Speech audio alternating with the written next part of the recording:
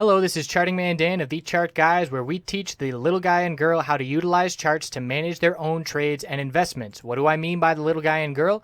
Well, we just had two directives signed halting the implementation of a rule that requires financial advisors to act in the best interests of their client. Let that sink in a little bit. The big wigs on Wall Street can play with your retirement and hard-earned money without your best interests at heart. We currently have hundreds of members taking charge of their financial future, and we would love for you to come check out a free week with no credit card required to see if our services would be beneficial on your path to financial independence as well. What we offer, we have a separate course of over 5 hours in length on when to enter and exit positions.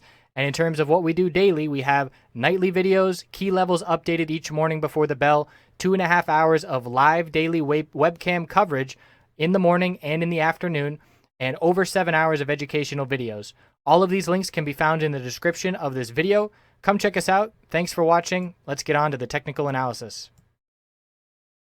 Hey everyone, checking in on oil, starting with US oil on the daily time frame. The oversold bounce is underway with the momentum at the bulls' backs thanks to that inventory report. We built our base of support just above $47 psychological, a triple bottom, and what stands out is very clearly the inability for the bulls to see any kind of strength on the first oversold bounce attempt with a big upper wick of profit taking. We pulled back, formed a double bottom, no confirmation. This is a nice solid bullish reversal, dragonfly doji, but we did not confirm it. We rejected from the 10-day moving average resistance. We then formed a triple bottom with a bullish reversal hammer. It was confirmed, and we closed above that 10-day moving average resistance. That was signal number one that the bulls were starting to shift momentum. We also had the bullish MACD cross going on at that point in time as well. Then the inventory report kicked it into second gear, bulls breaking resistance levels, and now we've seen 2 days of follow through. Really strong end of the week for oil. And looking at this resistance level here, the high of one of these bear days back on March 9th,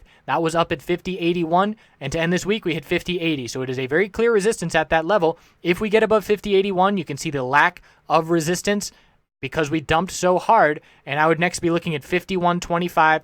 Previous support here, and that's what this blue line is. That would be the next resistance I would be keeping an eye on. Keeping in mind the bulls have seen 4 big time days to the upside and really 5 days coming off of that low. So we've almost gone about 8% in 4 days, in 5 days I should say, from that low. So we need to be aware that consolidation is likely in the short term, but because we have this bull momentum at our backs, we will likely form a higher low. So if you are missing an entry rather than chasing here, we can be patiently waiting for consolidation. We will look for indications that the bulls have established a new support level, and that will be with a bullish reversal candlestick on the daily time frame, depending on how long the consolidation occurs for, but a nice long lower wick with bulls bouncing off support. And then if we make a nice bullish entry, we can have that baseline of support as a stop loss level. So waiting for a lower wick on the daily time frame to start forming for that higher low. And right now, if we do consolidate, we'll be looking at 50 psychological, and then we'll be looking at the lows of these days. I'm looking at 49.93, and then down to previous resistance, now support 49.59, the high of the original oversold bounce attempt. So on the weekly time frame for oil, after 2 candlesticks that looked very similar but with no follow-through, there's the follow-through. Cannot argue with that candlestick. And again, we need to keep in mind we are in an uptrend on the weekly time frame. Since the start of 2016, the bottom was hit. So this uptrend line hasn't even been tested. We could pull back significantly further and still be maintaining this uptrend line.